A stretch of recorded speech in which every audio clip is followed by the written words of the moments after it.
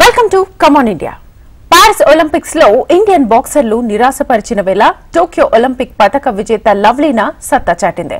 75 కిలోల విభాగంలో క్వార్టర్స్ లోకి చేరడంతో భారత్ కు మరో పతకం ఆశలు చిగురించాయి. ప్రస్తుతం ఆమె చైనా బాక్సర్ కియాన్ లీతో పోటీ పడుతున్నారు.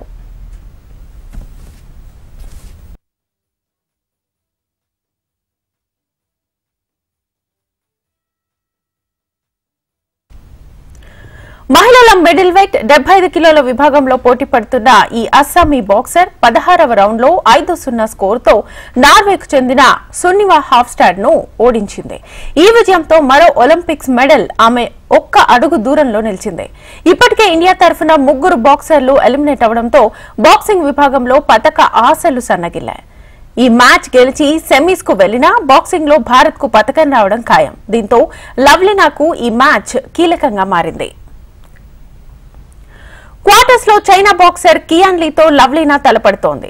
2016 రియో ఒలింపిక్స్ లో కాంస్య పతకం, 2020 టోక్యో ఒలింపిక్స్ లో సిల్వర్ మెడల్ గెలిచిన కియాన్ స్టార్ కంటెస్టెంట్ తో ఎంతో అనుభవం ఉన్న ఈ అథ్లెట్ ఇటీవలే హాంగ్జౌ ఆసియా క్రీడల్లో గోల్డ్ మెడల్ ని గెలిచింది.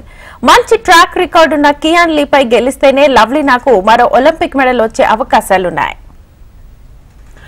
గతంలో లవ్లీనా కియాన్ లీ మధ్య గట్టి రివైలరీ ఉంది. 2022 ఆసియా క్రీడల ఫైనల్స్ లో కియాన్ లీ లవ్లీనాను ఓడించింది. దీంతో ఇండియన్ బాక్సర్ సిల్వర్ మెడల్ తో సరిపెట్టుకోవాల్సి వచ్చింది.